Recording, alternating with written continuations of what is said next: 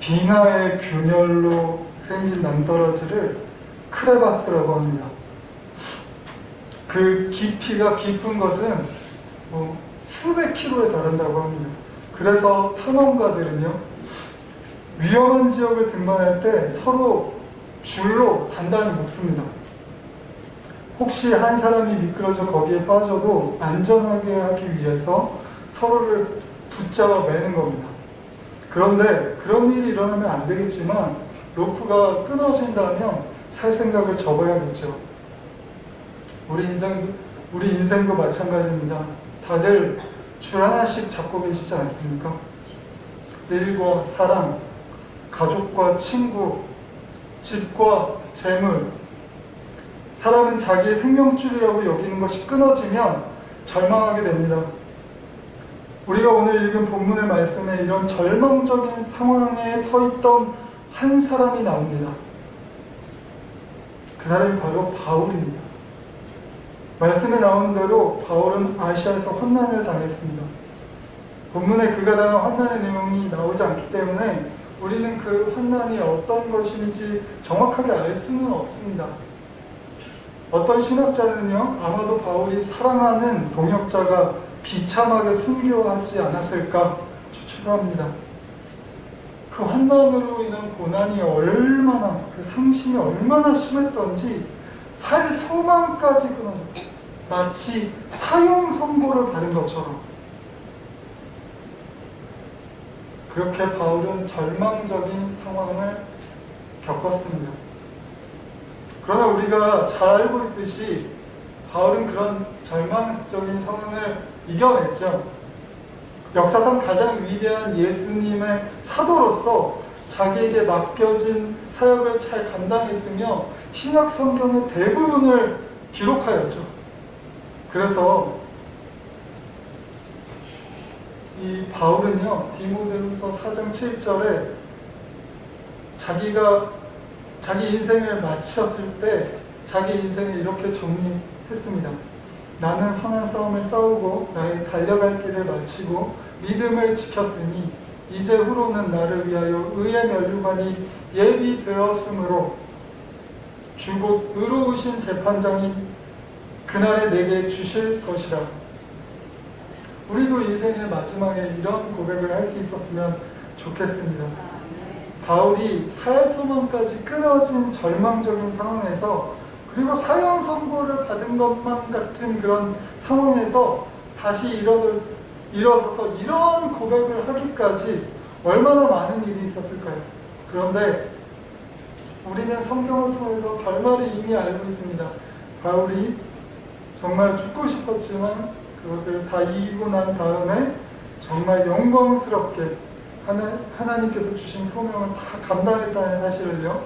그래서 우리는요, 이런 바울이 어떻게 이런 절망적인 상황에서 다시 일어날 수 있는 비결이 무엇인가, 오늘 말씀을 통해서 알아보고자 합니다. 먼저 첫 번째, 절망적인 상황에서 바울이 승리할 수 있었던 첫 번째 이유는 바울이 정말 놀랍게도 자기의 절망적인 상황을 숨기지 않았다는 것.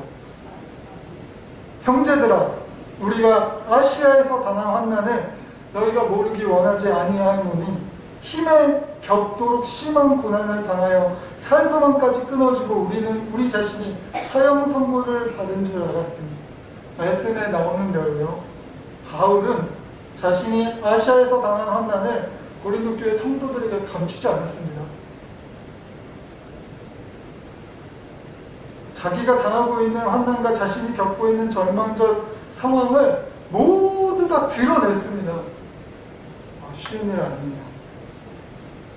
정말 제가 유명한 소설을 알고 있는데요, 영국의 몬스터 콜스라는 소설이 있습니다. 영어로도 몇 년 전에 나왔는데요, 이 소설과 영화를 소개하는 글이 하나같이 이렇습니다. 마음의 평화와 안정에 도움이 된다. 심리치료에 탁월하다. 도대체 어떤 내용이길래 이런 문구를 달았을까요? 내용은 이렇습니다. 암투병 중인 엄마와 단둘이 살고 있는 이 소년이 있는데요, 이 작고 어린 소년이 견디기 힘든 현실 속에서 이 소년이 삐뚤게 성장을 합니다. 막 부정적이고 신경질적인 아이로 자라게 되는데요. 이 소년이 어느 날 밤마다 악몽에 시달리는데 꿈속에서 집 뒤쪽 언덕에 있는 커다란 나무가 있어요. 근데 이 나무가 갑자기 우직근 일어나서 사람처럼 일어나서 그 소년에게로 걸어와서 이야기를 하자고 하는 겁니다. 그래서 자기가 먼저 이야기를 할 테니까 너도 내가 만족할 만한 이야기를 들려주면 소원을 이루어주겠다고 이야기를 합니다. 단 모두 진실된 이야기만 해야 된다는 겁니다. 근데 이 아이는 진실된 이야기를 할 수 없었습니다. 왜냐하면요, 이제까지 아픈 엄마를 위해서 괜찮은 척, 안 그런 척 하면서 살아왔고, 엄마 앞이 아니면 엄마 앞에서는 착한 척 했지만 학교에 가면 부정적이고 신경질적인 모습이 되었기 때문입니다. 그래서 꿈이 늘 좋지 않게 끝났어요. 진실을 말하지 못했기 때문에. 그런데 어느 날 병원으로부터 엄마가 살 날이 얼마 남지 않았다는 하늘이 무너지는 소식을 듣게 됩니다. 그날 밤 소년은 또다시 꿈을 꾸었는데요. 그 나무 괴물이 말했습니다. 너의 진실된 이야기를 들려줘. 소년은 끝까지 입을 꾹 다물고 아무 말도 안 했어요. 나무 괴물이 화가 나서 집을 다 부시고 지진을 일으켜서 소년이 절벽에서 떨어질 위험에 처하게 되었습니다. 너무나 괴로웠던 소년은요, 마지막 힘을 짜내서 용기를 내어서 처음으로 진실된 이야기를 외쳤어요. 그게 뭐냐면, 엄마를 보는 게 너무 괴로워. 이제 엄마가 그만 쉬었으면 좋겠어. 울면서 엄마가 암투병으로 괴로워하느니 이 상황이 끝났으면 좋겠다고 고백한 것입니다. 나무 괴물은 그 말을 듣고요, 만족하고 돌아갔고 꿈이 처음으로 좋게 끝났습니다. 잠에서 깨어난 소년은 즉시 엄마에게로 달려가서 엄마를 꼭 끌어안고 실컷 울었다고 합니다. 그리고 자기의 속마음을 엄마에게 털어놓았습니다. 그래서 가슴속에 응어리가 모두 녹아내려서 이제야 진심으로 엄마를 사랑할 수 있게 된 것입니다. 또한 이제야 진심으로 엄마에게 작별 인사를 하게 될 수 있게 된 그런 이야기가 몬스터 콜스라는 영국의 유명한 소설의 이야기입니다. 우리의 인생도 마찬가지입니다. 절망적인 상황에서도 그 절망적인 상황을 인정하지 않고 감추려고만 하는 사람들이 있습니다. 그런 사람들은 안타깝게도 대부분 그 절망적인 상황에서 견디지 못합니다. 아프면 아프다고 말해야 치유받을 수 있습니다. 그리고 잘못하는 것이 있으면 솔직하게 고백해야 용서받을 수 있습니다. 모르는 것이 있으면 모른다고 말해야 배울 수 있습니다. 없으면 없다고 말해야 받을 수 있습니다. 도움이 필요하면 도와달라는 말을 해야 도와줄 사람이 나타나 도움도 받을 수 있습니다. 그런데 아픈데도 아픈 척하지 않고 아프지 않은 척하고 잘못했으면서 그 잘못을 대충 감추려고 하고 모른 척하면서 아닌 척하고 없으면서도 있는 척하고 도움이 필요한데도 괜찮은 척하면 결국에는 우리의 약점만 더 커집니다. 거짓말이 거짓말을 낳는 것이죠. 그래서 바울은요, 그런 절망적인 상황에서 먼저 자신이 겪고 있는 그 절망적인 상황을 다 드러냈습니다. 고린도 교회 성도들에게 그 상황을 알렸고 살 소망이 끊어졌다. 이게 예수 그리스도의 위대한 사도로서 할 만한 고백입니까? 부끄러웠을 것입니다. 그리고 요즘처럼 핸드폰이 발달해서 전화로 한번 하고 말 얘기가 아니라 편지로 여러 교회가 회신을 돌려보는 그런 편지에 영원히 남을 기록으로 내가 정말 부끄럽게도 살 소망이 끊어지고 정말 이 세상 하직했으면 좋겠다 이런 글을 써서 수많은 성도들이 전 세계 성도들에게 돌려보게 했다는데 얼마나 그 자신의 마음속에 있는 아픔을 드러내는 것이었을까요? 그럼에도 하나님이 주신 지혜로 사도 바울은 고린도 교회들에게 그 상황을 모두 알렸고 11절 말씀에 나오는 대로 도움을 요청했습니다. 성도님들도 말씀으로 멈추지 마시고 우리 자신을 돌아봤으면 좋겠습니다. 지금 어떤 고난과 아픔이 우리 성도님들께 있습니까? 그리고 그 고난과 아픔이 우리를 절망적인 상황으로 내몰고 있습니까? 그리고 그런 절망적인 상황이 우리의 오늘을 괴롭게 하며 힘들게 하고 있는지 돌아보십시오. 그래서 이제는 그 절망적인 상황에서 벗어나고 싶다고 하나님께 외치고 기도하는 용기가 필요합니다. 그렇다면 그 절망적인 상황을 감추지 마십시오. 절망적인 상황에서 나약한 자신의 모습을 보이는 것 같아 감추고도 싶지만 감추지 않았던 것이 사도 바울이 절망적인 상황에서 승리로 인생을 마칠 수 있었던 비결, 첫 번째 비결이었습니다. 두 번째 비결은요, 바울은 하나님을 철저히 의지했다는 것입니다. 우리는 우리 자신이 사형 선고를 받은 줄 알았으니 이는 우리로 자기를 의지하지 말고 오직 죽은 자를 다시 살리시는 하나님께 의지하게 하심이라.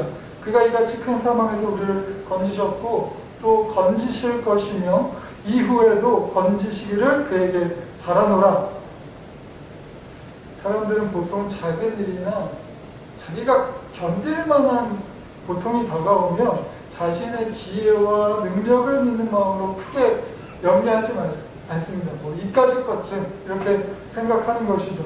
그런데 자기의 힘으로 해결할 수 없는 엄청난 일이 사형 선고를 받은 것과 같은 절망적인 상황을 눈앞에 만나게 되면 낙심합니다. 절망에 빠집니다. 이제는 다 끝났구나 라고 생각합니다.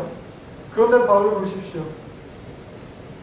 그도 똑같이 절망적인 상황 앞에 서 있습니다. 근데 그 절망적인 상황에서 보통과는 다른 행동을 취합니다. 9절 하반절 말씀입니다. 이는 우리로 자기를 의지하지 말고 오직 죽은 자를 다시 살리시는 하나님만 의지하게 하심이라. 할렐루야. 바울은 지금 자신이 겪고 있는 절망적인 상황에서 하나님의 뜻이 있다는 것을 믿었습니다. 그리고 그 하나님의 뜻이 자신으로 하여금 무능하고 연약한 자기 자신을 의지하는 것 대신에 죽은 자를 살리시며 절망을 희망으로 바꾸어주시는 하나님을 의지하게 하려는 데 있음을 믿었다는 것입니다. 말이 쉽지요. 절망을 눈앞에서 만나면, 눈앞이 캄캄해지는 상황을 만나면요, 이렇게 할 수 있을까요? 이렇게 할 수 있을까요? 그런데 우리가 바울의 본을 받아 이렇게 해야 한다는 것입니다. 이제까지 우리가 과거를 돌아볼 때 하나님을 작은 일부터 큰 일까지 하나님을 의지하지 못하는 것이 있으면 회개하시고 오늘 바울의 믿음의 모범을 본받아 하나님만 의지하게 되었으면 좋겠습니다. 우리가 절망적인 상황을 만나면 하나님께 이렇게 고백하기 쉽습니다. 하나님이 우리를 버리신 것 같이 느껴질 수도 있고요. 그리고 하나님이 함께 하시는 이 세상에 왜 이런 일이 일어나느냐 반문할 수도 있습니다. 그런데 하나님을 향한, 성도를 향하신 하나님의 계획은 우리가 하나님 앞에 전적으로 하나님을 의지할 때 이루어지는 것이거든요. 우리가 인생을 살면서 위기를 만날 때 하나님을 찾는 것 대신 다른 방법들을 찾으며 살면 하나님이 일하시려고 해도 일하실 수가 없습니다. 하나님은 우리를 통해 일하기를 원하시거든요. 근데 우리가 하나님을 인정하지 않아. 그러면 하나님께서 일하실 수 없습니다. 그래서 하나님께서는요, 왜 우리가 절망적인 상황을 만나게 하시냐면 하나님이 우리를 시험하시는 것이 아니라 하나님은 우리가 하나님보다 더 믿고 더 의지하는 것들이 모두 무력하다는 것을 깨닫게 하시려고 절망적인 상황을 만나게 하시는 거예요. 우리가 생명줄일 줄 알고 붙잡았던 것들이죠. 일과 사람, 가족과 친구들, 이 세상의 집과 재물들, 모든 것들, 그거 하나 잡고 있었는데 그것이 무력하다는 것을 깨닫게 하시려고 사실은 절망이 아닌 거예요. 하나님을 믿는 우리는 절망이란 있을 수가 없습니다. 이미 하나님께서 우리에게 승리를 약속하셨기 때문이시죠. 죽음을 이기셨습니다. 그리고 주께서 사망에서 부활하신 것처럼 우리도 부활할 거라는 소망을 주셨습니다. 그래서 우리는 절대로 질 수 없거든요. 근데 왜 우리가 절망을 느껴요? 왜 우리가 죽음을 느낍니까? 천국을 믿지 않기 때문입니다. 하나님만 의지하지 않기 때문입니다. 그래서 우리가 부여잡고 있던 생명줄일 줄 알고 있던 이 세상의 것들을 무력하다는 것을 깨닫게 하시는 겁니다. 그리고 진정한 생명줄은 오직 하나님밖에 없다는 것을 깨닫게 하시는 것입니다. 할렐루야!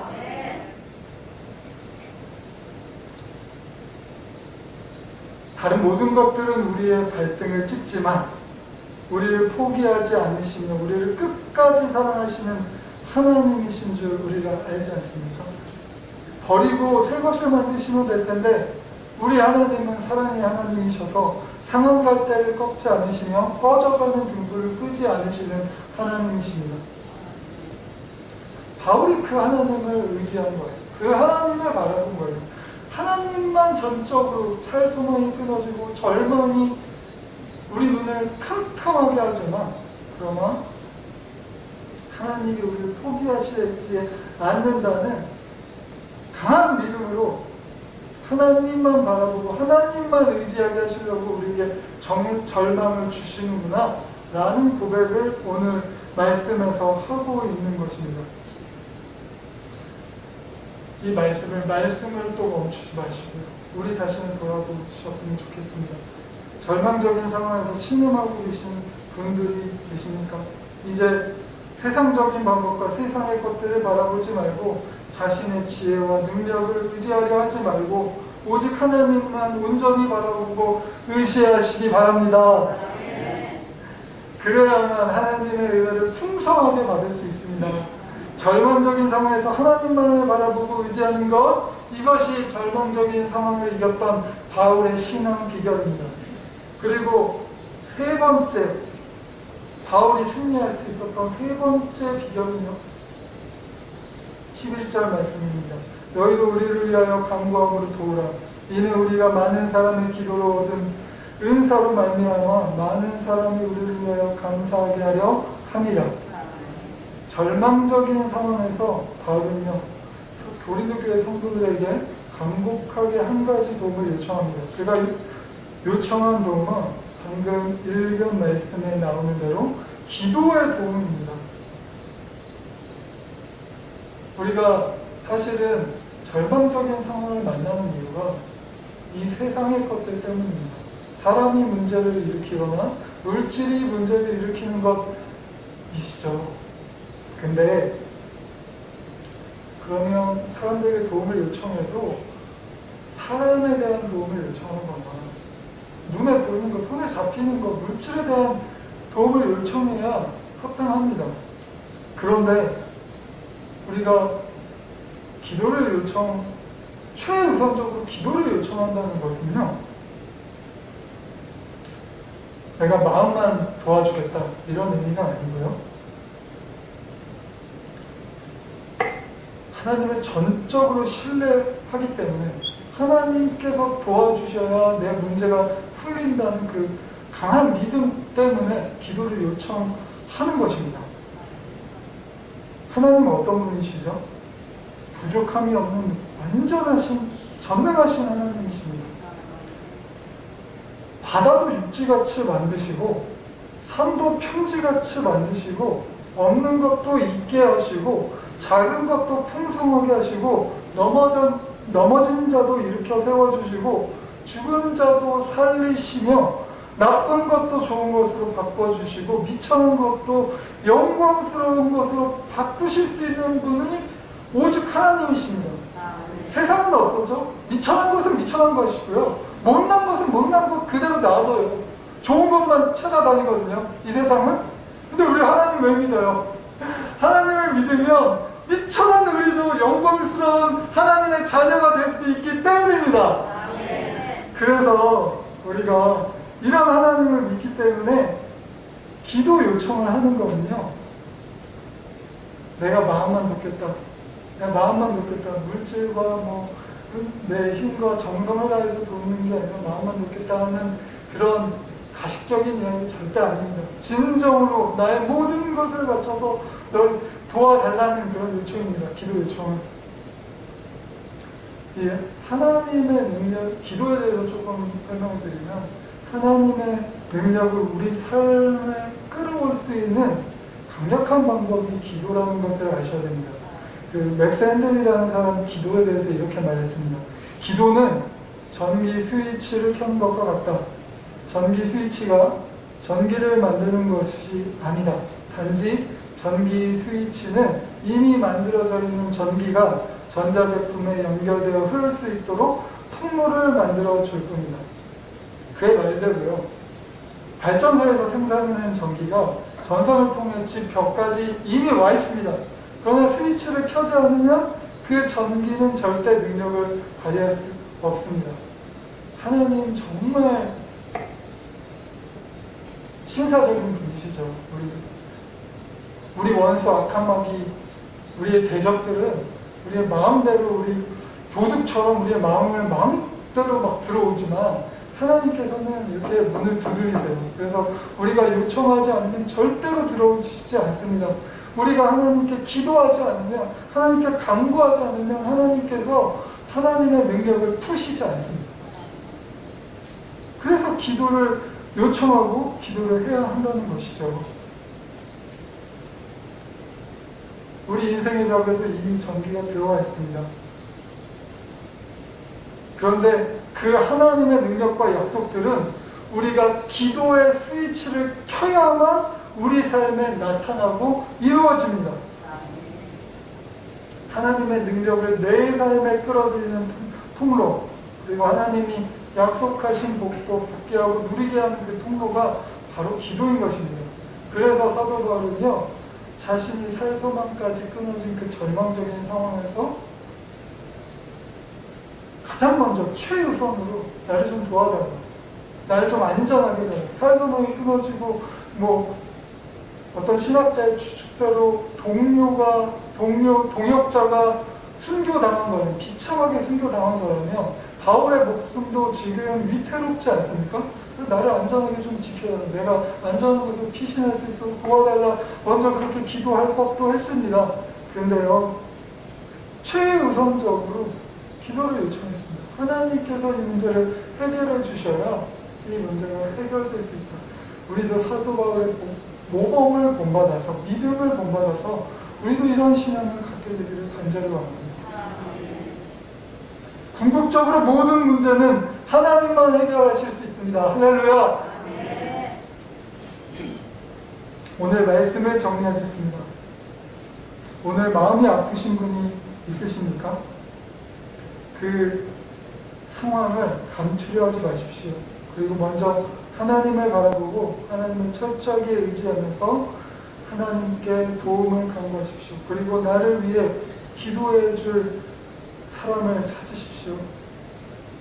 절망적인 상황을 진실되게 내어놓고 기도를 부탁하십시오. 그렇게 하나님께 정직하게 자신을 내어놓는 자세, 하나님을 바라보는 눈, 하나님을 의지하는 마음, 하나님께 간구하는 소리, 하나님께서는 도움을 넉넉히 베푸실 줄 믿습니다. 그리고 그 절망적인 상황에서 우리를 능히 건져내실 수 있는 생명줄 오직 하나님이신 줄 믿습니다. 바라기는 그 어떤 절망적인 상황에도 바울이 가르쳐주고 있는 이 신앙의 비결을 우리가 간직함으로써 그 어떠한 절망적 상황에도 넉넉히 이기는 우리 모든 등교교회 성도님들이 되시기를 간절히 부탁드립니다.